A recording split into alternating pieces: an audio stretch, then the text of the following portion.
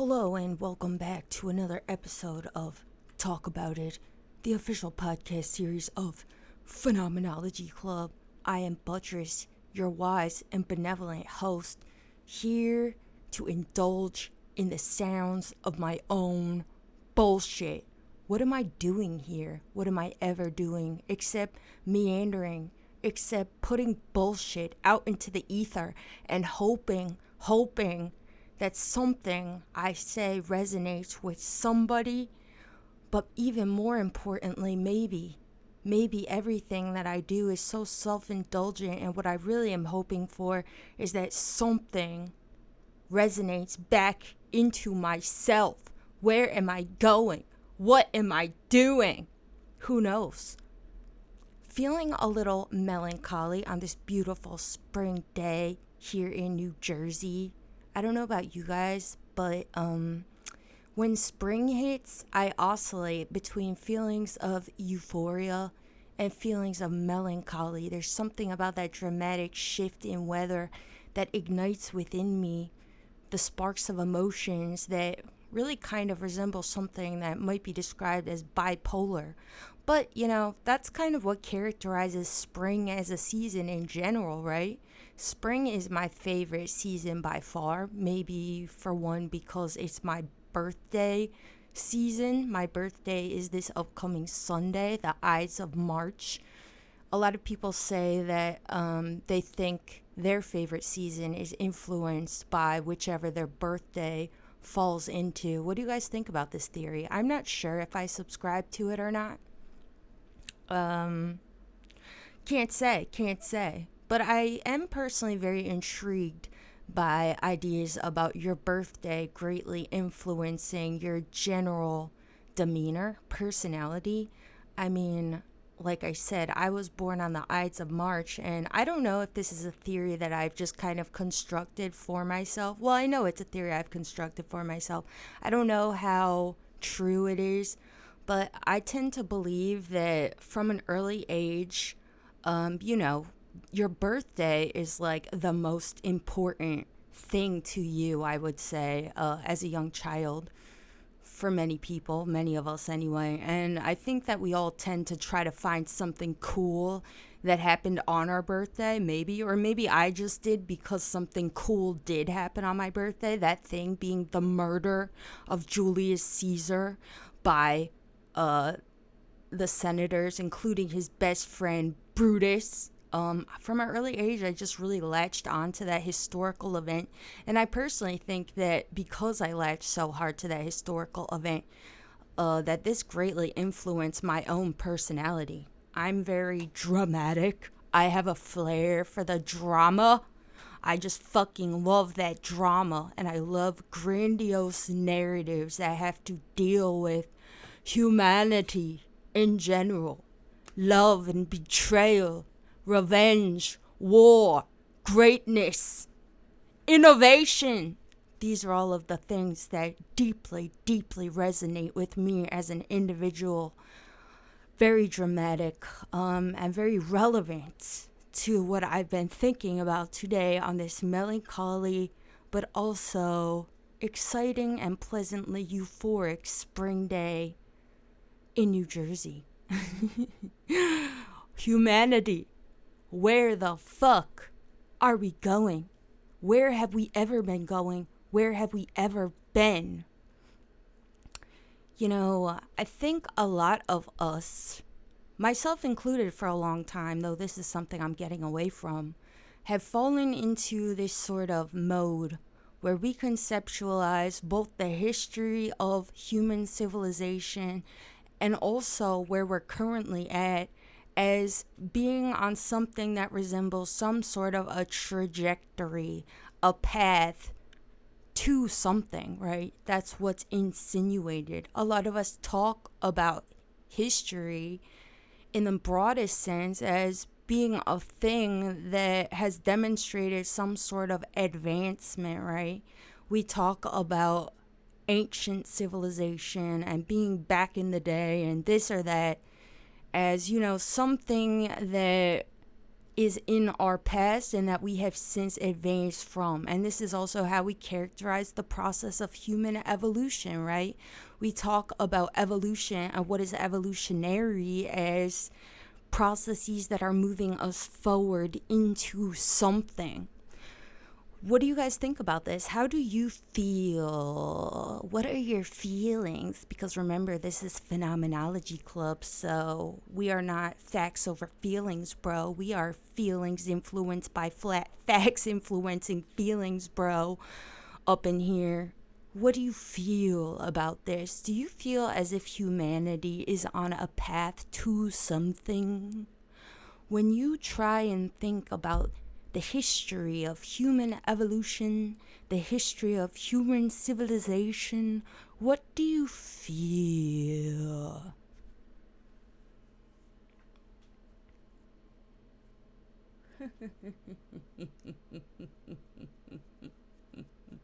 Getting deep in here. Andrew Finney. The wreckage of my past keeps haunting me. It just won't leave me alone. I still find it all a mystery. Could it be a dream? What, did you murder somebody? Damn. Sounds like something happened in that past, Andrew Finney, that you need to reconcile with yourself. If you are a murderer, hey, seems like you're feeling regret. If you're grappling with whether or not you should turn yourself in, I say that's up to you. I don't say that there's any real looming moral responsibility for you to make a decision here. You do whatever you feel like. In response to the question I just posed, Andrew Finney also says, yes, we are on a path to death. Well, that's interesting, especially to consider, how we characterize as a species these processes of human evolution, especially as it relates to the upload I did the other day about medicine and the morality, the ethics of our medicinal institutions. What is the thing that we are trying to prioritize and attain? Is it longevity? Is it the avoidance of death? The avoidance of suffering? Immortality? What do we think about this?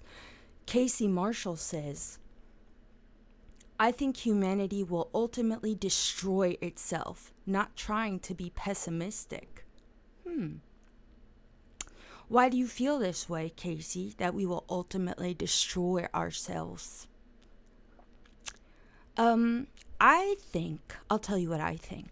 I think that just as I am ever critical of about every narrative that has ever emerged in this stupid motherfucking brain of mine, I am just as critical of this narrative that I feel has been fed to me, spoon-fed to me with a silver motherfucking spoon, this idea that humanity is advancing towards something, I think that it's a trap made manifest by our systems of language and logic, that we are all trapped in something akin to a prison of meaning.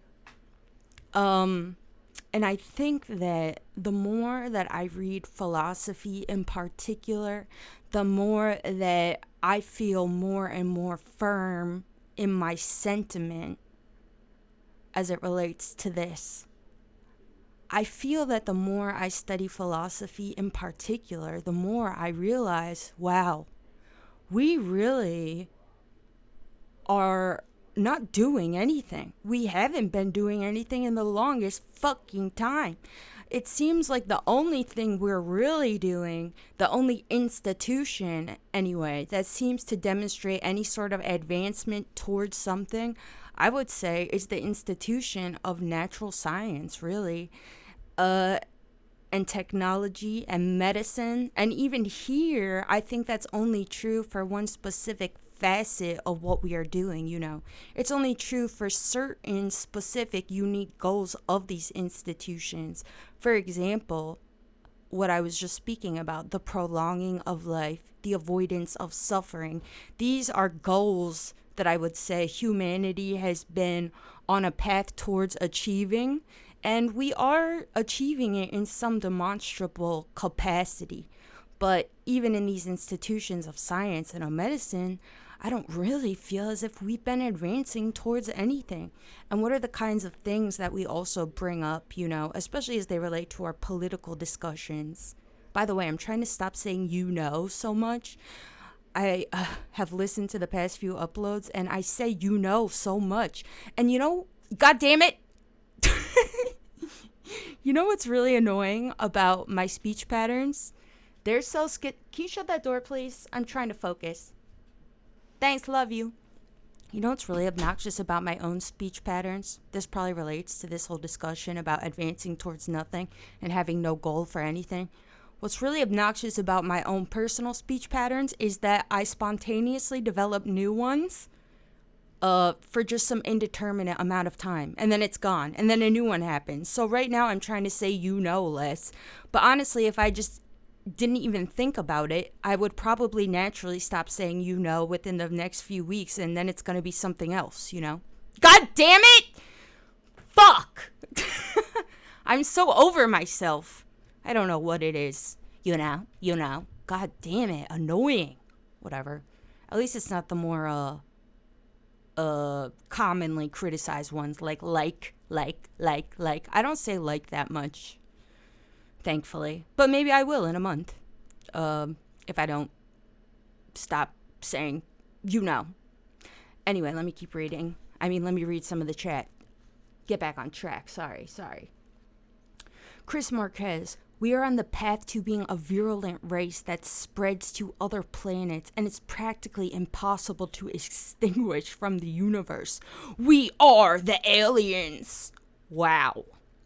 SS Retrozone, we are on the path to destroy ourselves just because of misogyny alone. You really feel this way? Are you being facetious? Are you trying to poke and prod at me because I definitely seem to have amassed a bit of a following. Sometimes I feel like I have some edge bros in my audience that particularly like to try and provoke me on the topic of feminism. But I am a rock. I am an island. I cannot be moved, okay? Even these topics that affect me on the most personal level, like feminism and misogyny, I still take in a way that one could say, I think, not to toot my own horn, but I think in a way that is very removed, It's true that they upset me on a visceral level. At the same time, I find as if I am rarely upset by others' provocations as they relate to these matters. So haters, try me, bitch. You cannot move me. Oh, by the way, I forgot to mention, again, that these are monetized now and there's a super chat option. Throw your fucking money at me, please. What can I do? Can I dance like a fucking monkey? Who's gonna give me a super chat? I probably have to cam up again so you can all see how beautiful I am. How pretty I am, so you give me some fucking money. Alright, I'm gonna keep reading.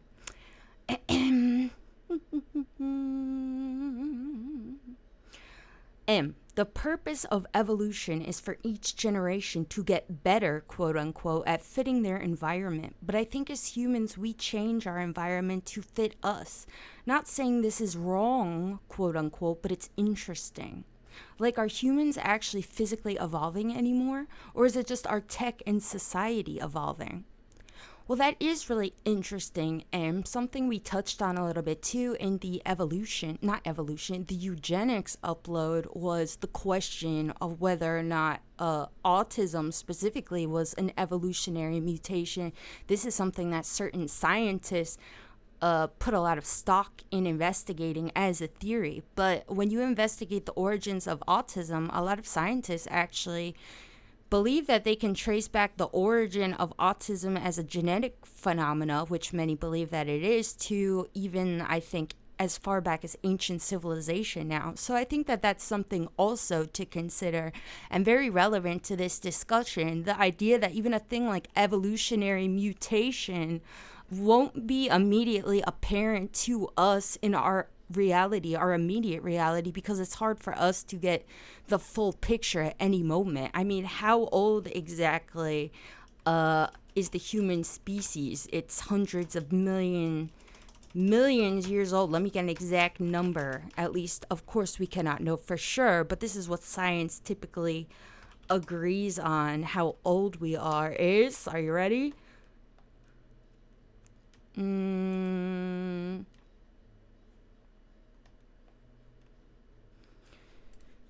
200,000 years ago is the earliest fossils of humans, but hold on. How old is humanity? Well, even if it's only 200,000 years, okay, that's still a pretty fucking long time, especially when you consider, I believe that it's technically longer. They believe we've been, or at least maybe the figure I'm citing in my head is, our earliest biological origin. So that would include also our ancestors, I guess, before we became proper humans. But, 200,000 years. Let's just use that as our hypothetical figure for how old we are right now. Civilization is only observable civilization anyway. Our oldest remnants of human civilization are only about 6,000 years old. So that seems to many people like fucking forever ago. But what is the percentage of 200,000? 6,000 is what percent of 200,000? I know some of you are math nerds. Let's see. Can you answer before the internet answers for me? Let's see.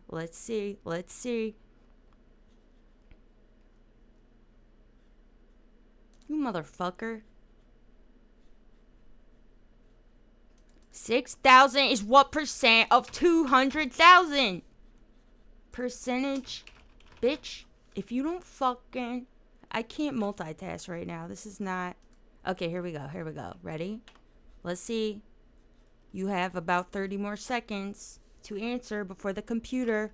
Humanity versus the computer. Let's go. 6,000. 200,000. Go. 3%. Did anyone get it? Oh, Chris, you literally did it right after I did it. I say I win. The computer wins. The computer has crushed you in a competition of intellect. How does it feel? How does it feel to suck my butt? 3%. 3%. What is represented in all of our human history, as far as we know anything about human civilization, and we all pretty much know that this is not even really the origins, but observable human history, 3% minimum, or maximum rather. 3% is the maximum of how long we have actually been here. So how long does a thing like an evolutionary mutation actually take to fucking happen? Goddamn. So perhaps we are evolving. I'm sure that we are evolving and experiencing all types of mutations that we might not have even classified yet as mutations. But also, I'm not a fucking evolutionary scientist. I'm a fucking idiot. I went to art school, okay? And before I was in art school, I was in Jesus school. I know absolutely nothing about evolutionary science, let me just tell you. But I know too that mutations are observable, so perhaps everything I'm saying is bullshit. This is actually something I would love to talk about one day. I will talk about one day once I've gathered all my thoughts and perhaps watch some documentaries on evolution, so I don't fully display to you just how much of a fucking idiot I am when it comes to evolutionary science. But I'm really interested in evolutionary science from a perspective that asks the question of how much we should incorporate a theory of teleonomy into our theories of evolution, because teleonomy, as some of you know, is basically a word that describes goal-oriented processes. And as we all know, evolution is often characterized in our natural science curriculums as being a thing that is almost chaotic and has no specific goal, and and basically, basically, evolutionary mutations can happen in a way that ends up being not even beneficial, but perhaps even harmful to a group of biological beings, because evolution itself obviously has no intentional or conscious process behind it. At least this is the way that we've come to understand evolution. And so when we say that evolution prioritizes survival, what we're really saying, sort of, is that survival is just the natural consequence or byproduct of evolution. So it's not that evolution really is working towards survival, it's that survival is just a natural byproduct of evolutionary mutations. Because, of course, if you evolve in such a way where you are advantaged and you live longer, then of course that will be the natural consequence. You survive better. But you can also mutate in a way that does not advantage you. So I'm very interested in this idea specifically because this is something that I think is changing and will likely continue to change in evolutionary theory, because as we know, all scientific institutions and all scientific theory ultimately is underlined by its philosophy. And science, the most dramatic transformations we see in our institutions of natural science are accompanied by changes in the underlying philosophy. Because you can also think of it this way, a thing like teleonomy, or the decision to characterize evolution as a more goal-driven process than one that might just be purely mandated by chaos, or what we call chaos. Even how we have it right now, this idea that survival is a natural byproduct of evolutionary processes, this too is a philosophical decision. We can decide to have a theory of evolution that more that integrates a theory of teleonomy without it necessarily being true, quote unquote, in the outside world. We talk often about medicine and science having biases interwoven into it. And when we talk about it, I think we easily fall into the trap, especially in our current reality, where a lot of times when we hear the word bias itself, it's accompanied by some discussion about racism or misogyny or sexism or what have you. We start to think of things like social bias and stuff, but all of science itself is biased towards something. Medicine is biased towards finding solutions that uphold our longevity and the avoidance of suffering, right? That's a bias. You wouldn't necessarily characterize it as one, why would you, or something to avoid, but that in and of itself is a bias. Sorry, I'm just meandering. But speaking of evolution, before I get off this topic real quick, something I'm going to talk about soon, once I reread the Hegel reading. Did you guys read that, by the way? The thing that blew my fucking mind, the Introduction to Phenomenology of Spirit by Hegel. Ever since I read that text, I have been thinking so much about how considering evolution within the realm of this understanding that Hegel established for me in this text, this idea that basically everything and our conception of everything is founded not only on the knowledge of itself, but also its antithesis. Thinking about this, I feel like, has really transformed my thoughts on evolution in particular. I think particularly about fruit trees. Have you guys ever meditated on the concept of fruit and how it almost seems bizarre? I think this is why people start to entertain theories about simulation and stuff. Why is it that I'm just this being and I can stumble upon a fruit tree in a field and the fruit is there for me to eat? Why can I just stumble upon psychedelic mushrooms and when I eat them I have this amazing fucking trip and get kidnapped by aliens and they show me the building of the ancient pyramids and shit? It all seems so strangely coincidental. What are the fucking chances that all of this exists? But then reading this Hegel text where he basically talks about how basically our conception of everything relies on also the knowledge of everything that is not the thing in question. To think about yourself, for example, we like to think of ourselves as these standalone entities, and that's why we start to fall into the trap of thinking about, hey, maybe I'm in the Matrix, maybe none of this is real, maybe it's all simulation.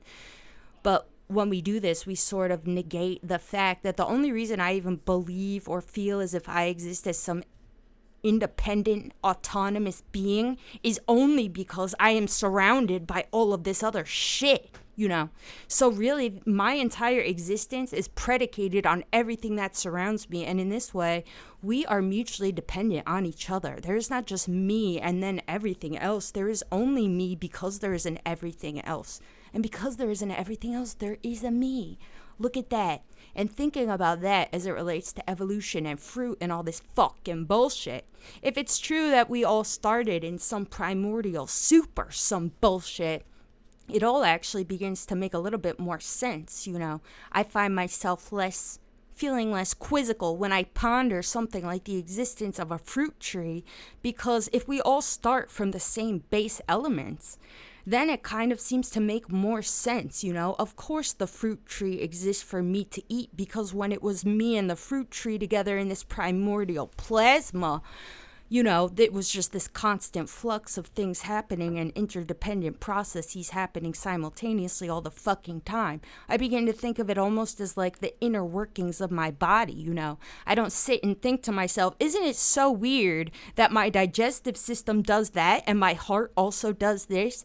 Because I already know that I exist as a functioning unit, you know. Every process in my body clearly benefits and interacts simultaneously with all of these other processes going on at the same time, and they're all mutually beneficial and all work towards this kind of shared goal, which culminates in the totality of me and my being and all of my biological functions. When I think of evolution and things like my relationship as a human that eats the fucking fruit tree, this actually begins to make more sense if I conceptualize that we all come out of the same base conditions. And in this way, you know, of course, all of these mutually beneficial relationships emerge, because perhaps I and the fruit tree represent something sort of akin to the inner workings of my biological systems. You feel me? What the fuck am I talking about? Am I going anywhere? Where am I going? What the fuck are we doing? Guys, help. Where are we going? We're gonna go wherever the fuck I said. We're going to go right here to Phenomenology Club. The reason that I said not too long ago that the more I read philosophy, the more I feel as if we are not really going anywhere. And I begin to feel as if everybody who starts to characterize the totality of human evolution and human history as being on a path to somewhere, and I'm skeptical of this attitude, is because reading Aristotle's Metaphysics. When did Aristotle write Metaphysics? Those of you who are in our book club know that Aristotle's Metaphysics is some heavy motherfucking shit. And I was somebody who, it kind of became a joke. It was like a meme in my own life that I hated Aristotle. Because before I read Metaphysics, the only thing I had ever read by him was the Nicomachean Ethics, which I find to be kind of an absurd text, specifically when he's speaking about the acquisition of virtue and how basically all virtues exist on a spectrum. And if you find yourself to be like, a very angry person, the way that you can remedy this reality is basically by treating your knowledge that you're an angry person in a way where, okay, since I know I'm very angry, I'm going to force myself to be super nice. And if I force myself to be super nice enough, eventually I will reach some sort of an equilibrium. I basically have to overshoot and do the exact opposite thing of what I feel myself to be doing to reach some perfect stasis where now I am virtuous, which I just found to be absurd. But I also was some snobby little fucking art school bitch that just graduated Christian school and thought I knew everything, which I did not. And reading Metaphysics as an adult years later, after all of this time I spent hating Aristotle, mostly as a joke, but you know, I realized I'm a fucking idiot. Metaphysics is some deep ass shit, and reading it, I was like, goddamn, this sounds like Heidegger. Basically, Heidegger is 20th century Aristotle, and it really blew my mind because it's like, wow, Aristotle wrote this in What year was this? Come on, Google, you're really fucking me up today. I'm over you. Maybe technology isn't even advancing either. Oh my god, fuck. Why is everything so fucking funny? Aristotle wrote this in, if you don't fucking tell me when Aristotle wrote Metaphysics, whatever, what century did this motherfucker live in? Okay? Look, he was born in 384 BC. Okay, great. So that's however many years ago. A long ass fucking time ago. And then Heidegger comes around and basically just gives us Aristotle again. And Heidegger is considered by many to be one of the last influential philosophers ever, which is just crazy, We came all this way, and what the fuck have we done? It makes me think also of the institution of Western painting. This is something that I personally find to be super fucking hilarious. Look at the history of painting. The earliest paintings that we've ever discovered by humans are cave paintings that are super abstract. They're handprints, they're little stick people with bird heads, all of this kind of funny, super abstract shit. A lot of it is even non-representational. Lines and stuff, very graphic, very abstract. Then we spend centuries and centuries trying to almost perfect something that is akin to like hyper-realistic portraiture. And we invest so much time in these ideas about the divine and vision and all of this metaphysical bullshit we incorporate into our very institutions of representational painting. We sort of assume that the mode of painting itself is to be representational. And then the fucking 20th century rolls around, and then fucking jazz and all this other shit happens. And we just go right back to what we were doing with the cave paintings. And everything now is just abstract again. And now to be a representational painter is almost seen as like you're some fucking stuffy boomer. Isn't that great? I love it. It's almost depressing in one incarnation, but if you do enough psychedelics and think about it, you will laugh your fucking ass off. It's kind of hilarious. Everything is absurd. Where are we going? What the fuck are we doing? Andrew says, have you read Being in Time, Buttress? I have read a bunch of it. I have not read all of it. But that is the only Heidegger text I have ever read any of. And my personal thoughts on that, though I will remain skeptical of my own feelings on it because, as I know, I am prone to making rash judgments, and then I regret them later when I become older and wiser and more benevolent and soft in my old age. But my impressions of Being in Time is that it's beautifully written, and it almost functions, in my opinion, as poetry more than anything philosophically groundbreaking. Like I said, I think it kind of is like a reiteration of Aristotle in certain ways, which I just find to be hilarious, because how many thousands of years after Aristotle are we by now? So, again, the question remains, where are we going? Sign says, oh God, I forgot about jazz. Casey Marshall, everything is jazz. That's so true. I don't know if this is true, but I read it on the Wikipedia for North Korea. I hope it's true because it's so funny. I heard that they call all foreign music or all Western music jazz, which I find to be hilarious. I'm not sure if it's true or not, but if it is true, I imagine that it has something to do with the fact that various schools of thinkers have come to characterize jazz as an art form as being a thing that is kind of nihilistic. I heard that Adorno specifically, I haven't read his critique of jazz, so I don't want to defame the man if I'm wrong, but I heard that Adorno really hated jazz for this reason. He said that it was nihilistic. We're embracing the absurd and the futility of everything. And that's kind of where we have come to in philosophy too, right? It kind of feels like we're at an impasse. Is that how you say this word? Impasse. French.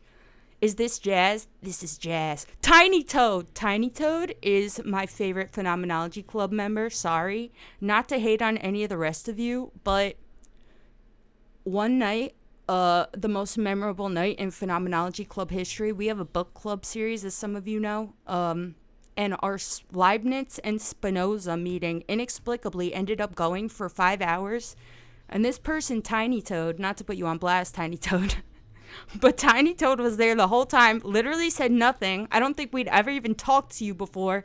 And then randomly at the end, you started talking. Like, you were just here for 5 hours. No one has ever even spoken to you. You're just a champion. I love you. You're like a ghost. You're the ghost that haunts Phenomenology Club. Thank you for popping in for this reminder that everything is jazz. Oh, I was just going to say something and I forgot. I'm reading a comment. Is there a way which leads from primordial time to the meaning of being? Well, what could be the meaning of being? Are we working towards a meaning of being? Heidegger might say so, This is kind of what his work, Being in Time, is a little bit preoccupied with. A focus on being itself. What is it? Oh, love you too, Tiny Toad. Never change, never change. Well, okay, I know where I want to take this. I know where I will lead us, because this is all about making decisions, right? All of these things that I am just meandering and going nowhere about, all come back for me, ultimately, to the idea of doing and of responsibility, Responsibility, I think, is a thing that we can see almost as a natural consequence of the structuring of everything and the nature of being. I don't see responsibility to do as some moral obligation, but I feel as if doing is the natural mode of just about everything.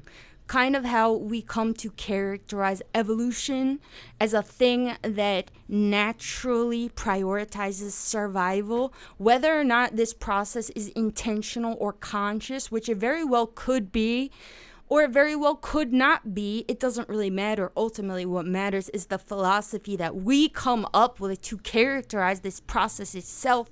This is how I feel about everything and about what we can do about any of it.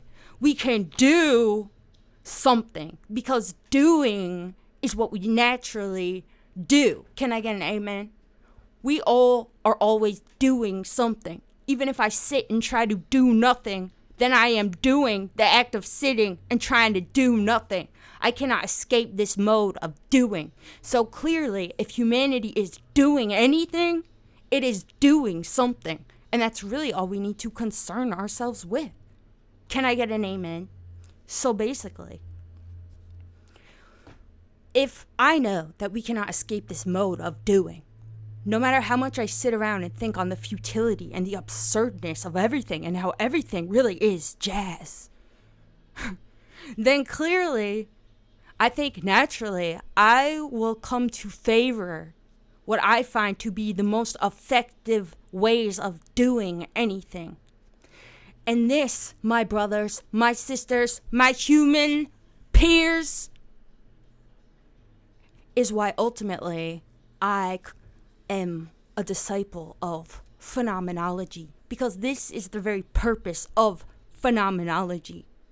The purpose of phenomenology is to identify the reality that we are naturally trapped in a mode of doing that is manifest from our physical reality, the very conditions of being, period. As I exist as a being that is in some sort of observable reality, whatever the fuck this jazz shit is. If this is true, then clearly we must do something and we must do what we think will help us do something in the most effective ways of doing possible. And phenomenology aims to be essentially like a natural science that is studying our very modes of being and of doing, what comes most naturally to us. Everything is jazz. Woo! Woo hoo hoo! Andrew Finney says, damn, that's profound shit. Buttress being, responsibility, and doing. This is why I watch your shit. I'm glad that it resonates with you, Andrew.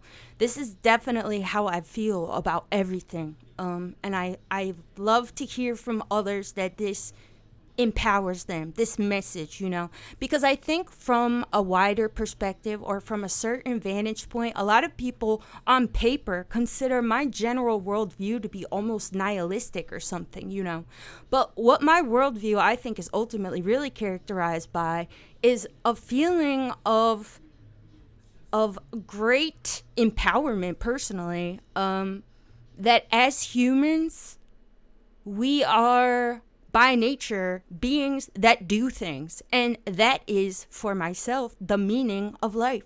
That's the meaning of everything. The meaning of myself is to be myself. And what is myself? A human organism in this big old motherfucking world, So ultimately, my purpose, what guides me is myself, my very biology. All of this exists in the natural world. The natural world is jazz, Everything is natural, which if you watched our What is Natural upload, So fuck all this shit. We are not searching for meaning. We are not on a path to find meaning. If we are on a path to anything, I would say it is this process, this never-ending process of doing. We are always creating something.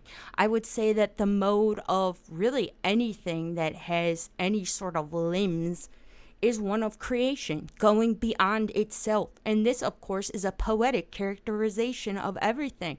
This is not definitively true. This is a human construct that I'm using to characterize these natural processes I observe around me in my observable universe. And to many people, that idea is depressing. They want to, think that something else mandated this set of conditions that makes this or that true. But why? Why? How fucking, why would that bring you satisfaction? What could be more satisfaction than the knowledge that anything we have ever been working towards or done, anything that you might consider admirable, and even the construction of the concepts themselves that are allowing you to have these sorts of arguments in your own fucking head with yourself, yearning for a god or a meaning or an afterlife or the DMT fucking elves, these are all invented by you, by us. We did it all, bitch. Isn't that awesome? Isn't that awesome? The very tools you have to sit and meditate on your own existence and how everything is fucking jazz is something given to you by your human ancestors. That is fucking badass. Don't you think? Can I get an amen? So, this is what I say. I say that we are not on a path to anything, but we also are not on a path to anything. Ultimately, what determines if we are on a path to anything is us. Do we decide that we are on a path to something? Do we want to be on a path to something? Then let's fucking do it. What do you guys want to do? We can do whatever the fuck we want. Do we want to create medicine that prioritizes our longevity? Do we want to reach immortality? Then let's fucking do it. All we need to do is assign a goal and work towards it. But without a goal, of course, then we will never advance towards anything. And I think on an individual level, the same can be true, Nothing will ever be accomplished unless a goal is outlined. So this general attitude that a lot of people have, that humanity is on some natural course to something, I think that we should reject this, because clearly we will never get anywhere with this sort of attitude. If we want to go somewhere, if we want to do something, then we have to decide exactly what it is we want to do. And then we have to fucking do it. So let's fucking do it, guys. Can I get one more fucking amen? I'm gonna get out of here. Please give me a thumbs up. I hope that this message inspired you. I hope that you go fucking do something. Whatever the fuck you want. Isn't that crazy? You could do whatever the fuck you want. Even drugs. Give me a thumbs up, because I fucking said so. That's what I'm gonna do. I'm gonna tell you to please. I would never tell you what to do. I'm asking kindly. If you like jazz, please give me a thumbs up. And I hope that you're inspired. I'ma go do some motherfucking stuff using technology. Look at that.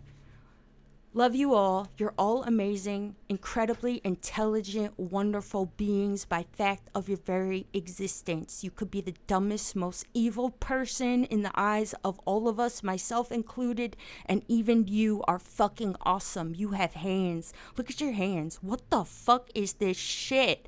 Holy shit. Isn't that crazy? What are hands? God damn, I love it. This place is so cool. I never want to leave. I love it here. I hope you all learn to love it here too. You're all amazing. I'll talk to you later.